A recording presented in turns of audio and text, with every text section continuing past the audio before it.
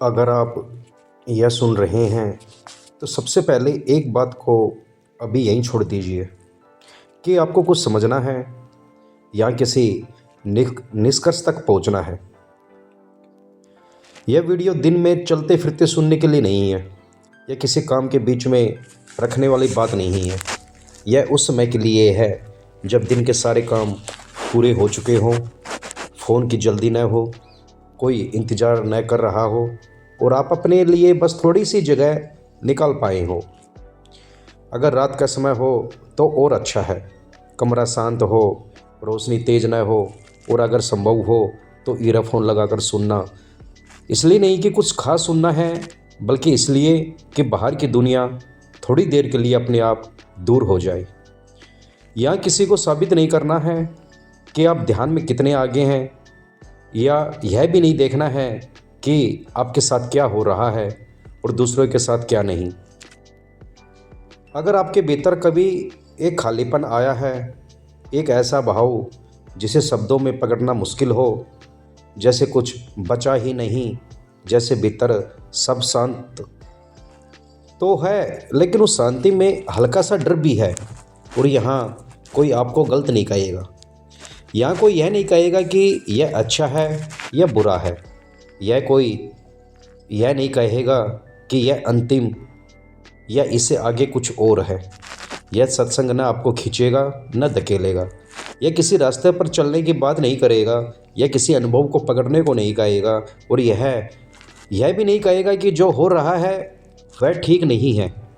अगर आप थके हुए हैं, अगर आप भीतर उलझन हैं, अगर डर है, अगर कुछ समझ में नहीं आ रहा, तो यह जगह उसी के लिए है। यहाँ आपको बेहतर बनने की ज़रूरत नहीं, यहाँ आपको बदलने की ज़रूरत नहीं, यहाँ आपको सिर्फ थोड़ी देर रुकने की अनुमति है। सिर्फ इतना देखिए, अभी इसी पल आप सांस ले रहे हैं, शरीर कहीं भाग नहीं रहा, आपसे कुछ मांगा नहीं जा रहा। और अगर मन इधर उधर भागे तो भी कोई बात नहीं, उसे रोकना नहीं है, उसे ठीक करना नहीं है। बस इतना काफ़ी है कि आप यहाँ हैं और सुन रहे हैं। यही इसी बहुत साधारण से ठहराव में मन को पहला संकेत मिलता है कि अभी खतरा नहीं है, अभी जल्दी नहीं है, अभी कुछ साबित नहीं करना है।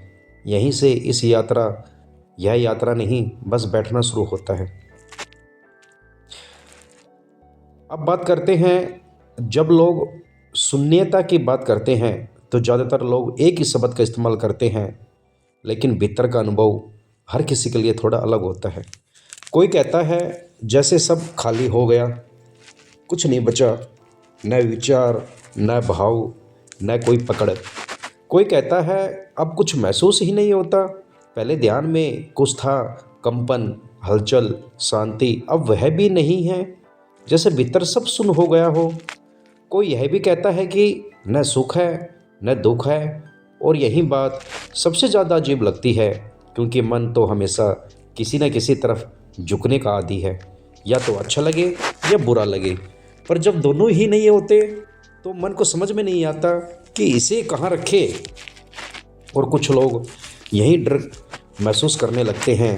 डर इस बात का नहीं कि कुछ हो रहा है, डर इस बात का होता है कि अब कुछ भी नहीं हो रहा। जैसे कोई ज़मीन जो हमेशा पैरों के नीचे थी, अचानक गायब हो गई हो। यह डर बहुत साधारण है, यह कोई गलती नहीं है, यह पागलपन नहीं है, यह इसलिए आता है क्योंकि मन को पहली बार किसी चीज़ को पकड़ने के लिए कुछ नहीं मिल रहा। और जब पकड़ने को कुछ नहीं मिलता तो मन सोचता है शायद कुछ गड़बड़ हो गई है, शायद मैं कहीं खो गया हूँ, शायद यह ठीक नहीं है। पर अगर आप यहाँ तक सुन रहे हैं तो एक बात बहुत धीरे धीरे आपके भीतर बैठ सकती है कि यह सिर्फ आपके साथ नहीं हो रहा, दूसरे भी यही कहते हैं, अलग शब्दों में, अलग भाव में, लेकिन भीतर की सच्चाई काफ़ी मिलती जुलती होती है। कोई इसे शून्यता कहता है, कोई खालीपन, कोई कुछ न बचने का भाव, और कोई सिर्फ इतना कहता है कि अब कुछ समझ में नहीं आता। और यही अकेलापन थोड़ा ढीला पड़ता है। यह एहसास कि मैं कोई अजीब मामला नहीं हूँ, मेरे साथ कुछ असामान्य नहीं हो रहा, मैं किसी रास्ते में भटका हुआ नहीं हूँ। जो ये बात कही गई है, यह कोई जवाब देने के लिए नहीं है, यह किसी अनुभव को सही या गलत ठहराने के लिए नहीं है।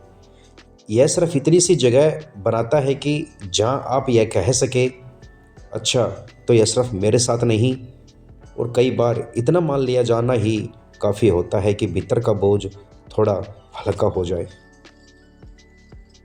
अब बात करते हैं ध्यान में यह अवस्था क्यों आती है। जब ध्यान में यह अवस्था आती है तो अक्सर मन तुरंत कोई बड़ा कारण ढूंढने लगता है। कुछ अलग हुआ होगा, कुछ खास घट गया होगा, पर जरा ठहरकर देखें तो यहाँ कुछ भी असाधारण नहीं होता। हमारा मन सालों से लगातार चलता आया है। विचार, यादें, अनुमान, डर, उम्मीदें, यह सब एक साथ एक शोर बनाते रहते हैं। इतना लगातार शोर कि उसके नीचे जो हमेशा मौजूद था वह दिखाई ही नहीं देता। ध्यान में जब वह पुरानी हलचल थोड़ी धीमी होने लगती है तो कोई नई चीज़ पैदा नहीं होती, बस जो शोर में छिपा था वह सामने आ जाता है।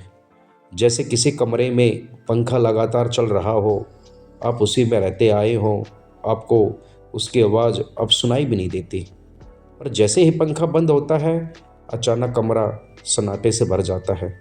वह सन्नाटा नया नहीं है, वह पंखा बंद होने के बाद पैदा नहीं हुआ, वह तो पहले से था, बस सुनाई नहीं दे रहा था। ध्यान में कुछ ऐसा ही होता है।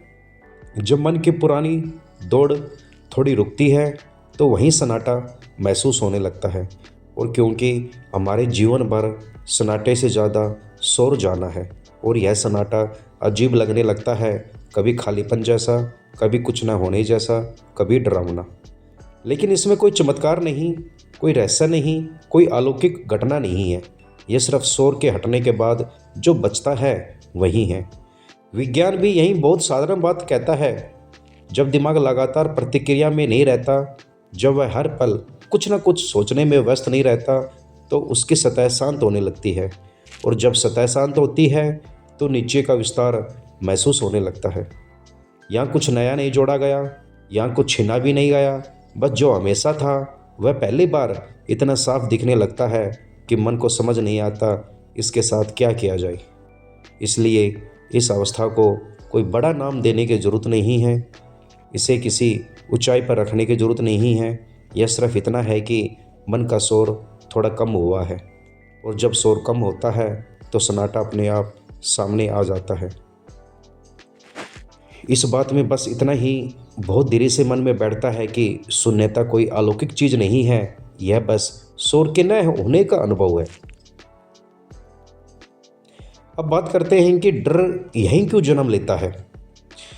अब यहाँ बहुत धीरे से एक नाजुक मोड़ आता है।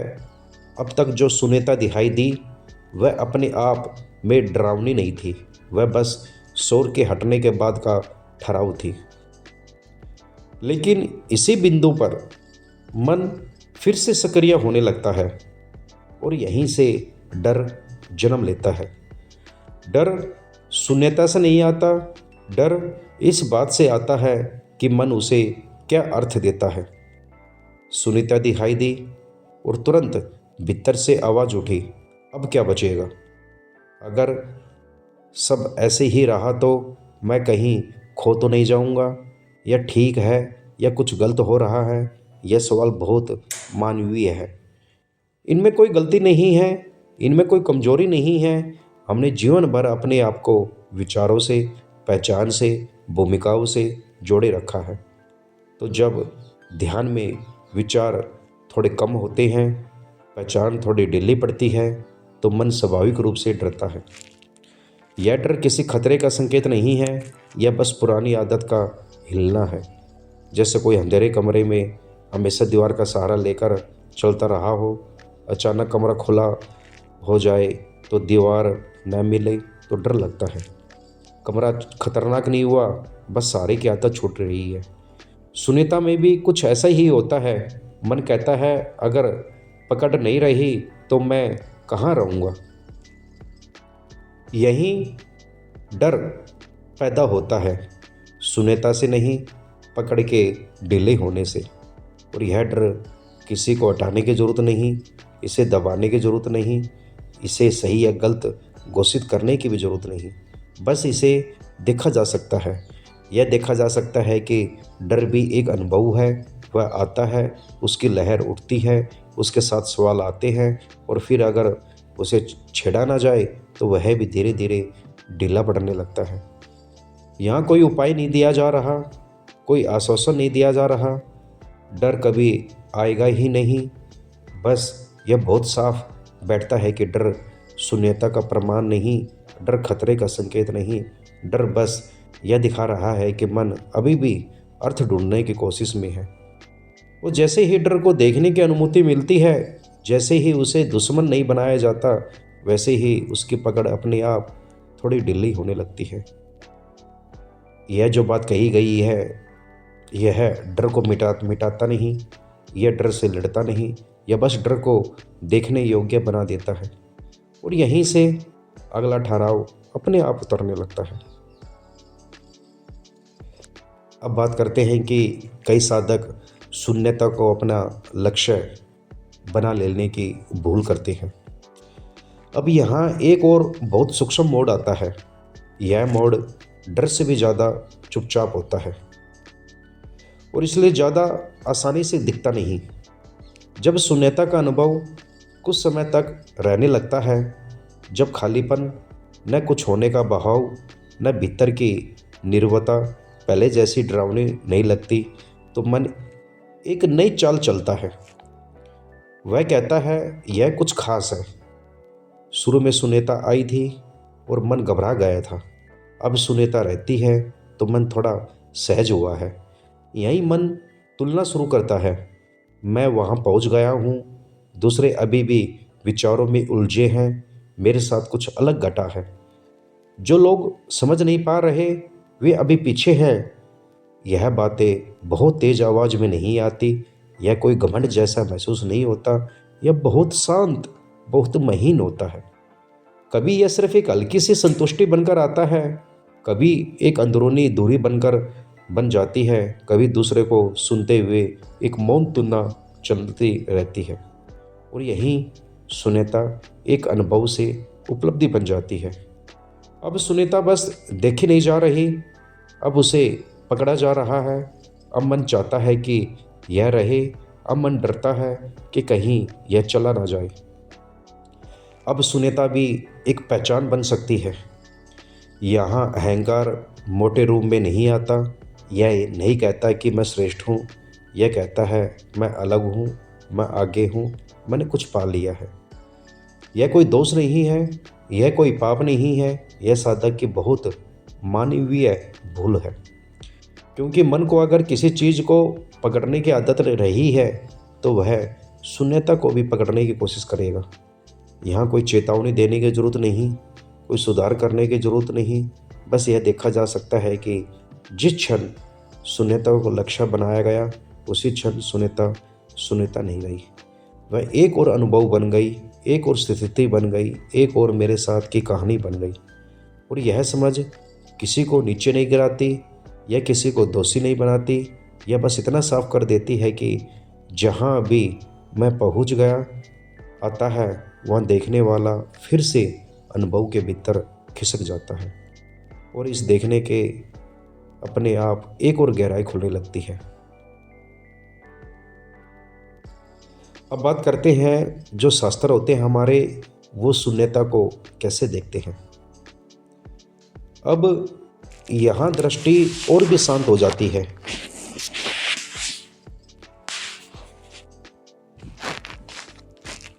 यहाँ कोई तर्क नहीं आता, कोई प्रमाण नहीं रखा जाता, बस एक बहुत पुरानी, बहुत स्थिर समझ धीरे धीरे उतरती है।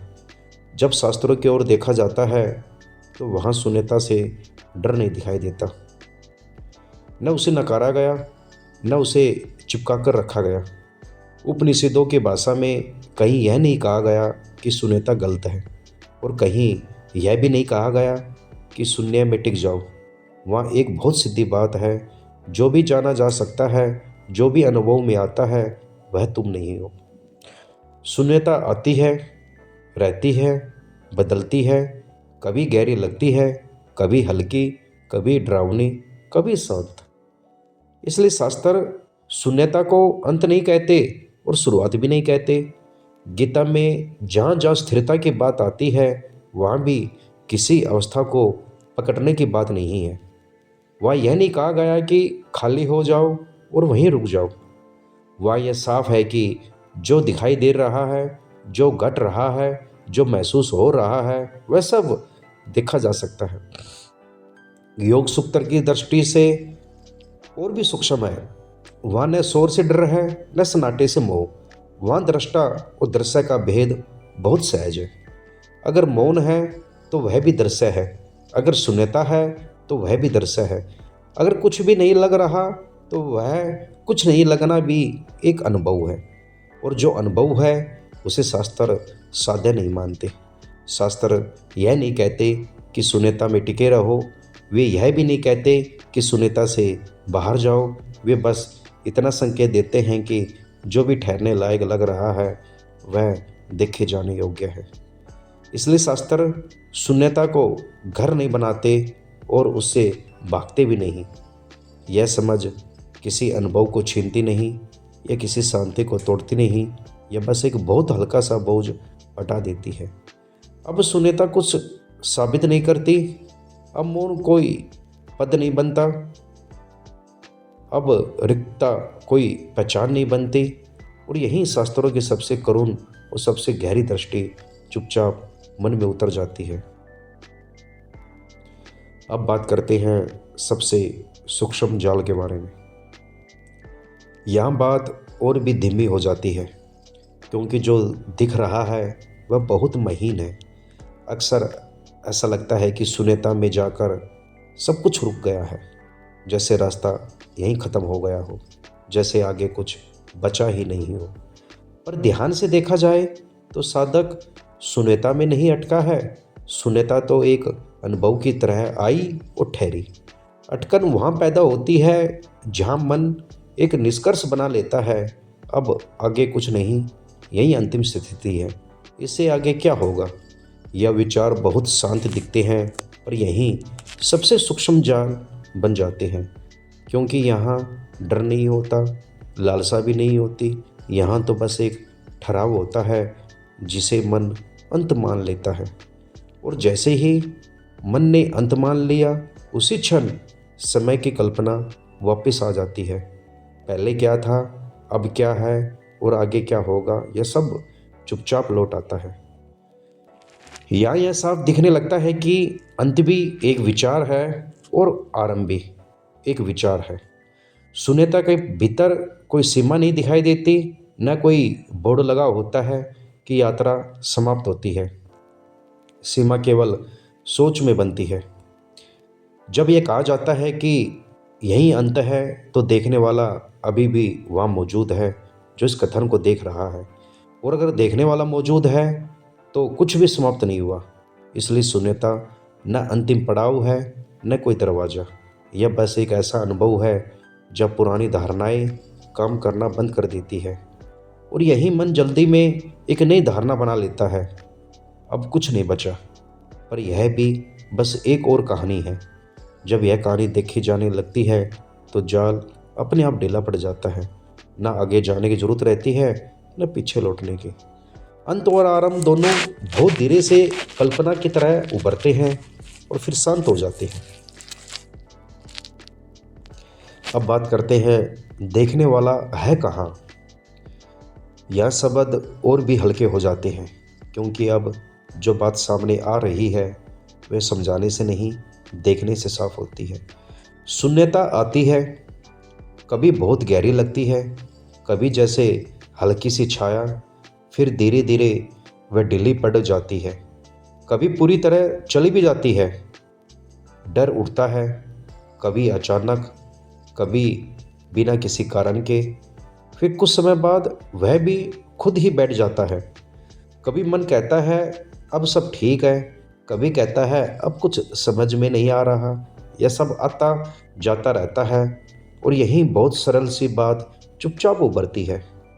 अगर शून्यता आती है और जाती है तो वह स्थिर नहीं है। अगर डर उठता है और गिरता है तो वह भी स्थिर नहीं है। अगर समझ आती है और फिर खो जाती है तो वह भी स्थिर नहीं है। तो फिर जो इन सबको आते जाते देख रहा है वह क्या है? यह कोई सवाल नहीं बनता, यह जिज्ञासा भी नहीं बनती। बस एक ठहराव में यह साफ होने लगता है कि देखने वाला इन घटनाओं के साथ हिल नहीं रहा। वह शून्यता के साथ खाली नहीं होता, वह डर के साथ डरता नहीं, वह समझ के साथ बड़ा नहीं होता, वह सिर्फ देख रहा है। यहाँ कोई आवाज़ नहीं कहती कि यही साक्षी है, कोई नाम नहीं दिया जाता, कोई पहचान नहीं बनती। बस एक बहुत साधारण अनुभूति बैठती है कि जो कुछ भी हो रहा है वह देखा जा सकता है, और जो देखा जा सकता है वह देखने वाला नहीं है। यह समझ किसी घोषणा की तरह नहीं आती, यह धीरे धीरे अपने आप स्थिर हो जाती है। जैसे पानी की सतह अपने आप शांत हो जाती है जब हवा थम जाती है।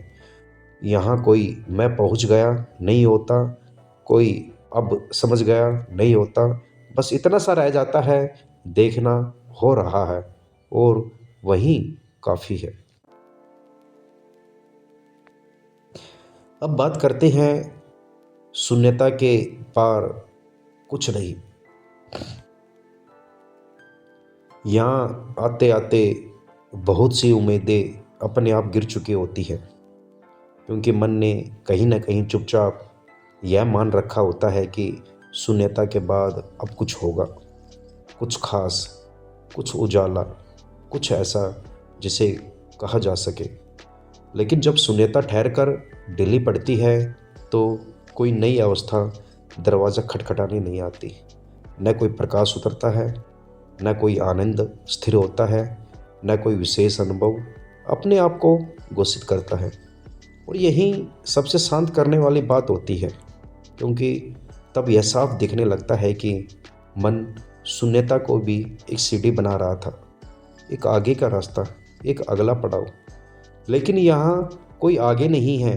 शून्यता के बाद कुछ नहीं आता। यह बात निराश करने वाली नहीं होती, यह हल्की करने वाली होती है, क्योंकि तब खोज अपने आप रुक जाती है। अब कुछ पाने की कोई जल्दी नहीं रहती, अब किसी अनुभव को पूरा करने की कोशिश नहीं रहती, सिर्फ देखने की सहजता बची रहती है। बिना मेहनत, बिना ध्यान लगाए, बिना यह जांचे कि सही चल रहा है या नहीं। देखना जैसे सांस लेना हो अपने आप। यही बहुत सूक्ष्म जाल टूटता है, वह जाल जिसमें साधक हमेशा यह मानता है कि अभी कुछ बाकी है। यहाँ यह साफ हो जाता है कि बाकी कुछ नहीं है और यह कोई कमी नहीं है, यही पूर्णता है। न अनुभव के रूप में, न शून्यता के रूप में, बल्कि इस बहुत साधारण सच्चाई के रूप में। जो भी हो रहा है वह देखा जा सकता है, और जो देख रहा है उसे किसी अवस्था की जरूरत नहीं है। यहाँ आकर कुछ पूरा होने जैसा कोई एहसास नहीं आएगा। न मन यह कहेगा कि अब बात समझ में आ गई, न यह भाव उठेगा कि यहीं ठहर जाना है, क्योंकि यहाँ ठहरने वाला कुछ है ही नहीं। शब्द अब भी आते जाते रहेंगे, कभी बहुत हल्के, कभी बस सांस की तरह, पर उनमें किसी निष्कर्ष की जल्दी नहीं होगी। धीरे धीरे यह बात अपने आप साफ होने लगेगी कि जो शून्यता दिखाई दी वह भी एक दिखाई देने वाली चीज़ थी, और जो उसे देख रहा था वह कभी शून्य नहीं हुआ। वह पहले भी था, वह तब भी था जब कुछ समझ में नहीं आ रहा था, वह तब भी था जब डर उठा था, वह तब भी था जब सब खाली लगा था, और वह अब भी है। इसलिए अब उसे बचाने की कोई ज़रूरत नहीं रहती, उसे संभालने की कोई कोशिश नहीं रहती। बस एक बहुत साधारण भरोसा खुद ब खुद बैठ जाता है। जो भी उठे वह देखा जा सकता है, और जो देख रहा है उसे किसी नाम, किसी अवस्था, किसी पुष्टि की जरूरत नहीं। यहाँ कोई आखिरी वाक्य ठीक नहीं बैठता, इसलिए शब्द धीरे धीरे अपनी पकड़ खुद छोड़ देते हैं, और जो बचता है वह किसी निष्कर्ष का मोहताज नहीं होता।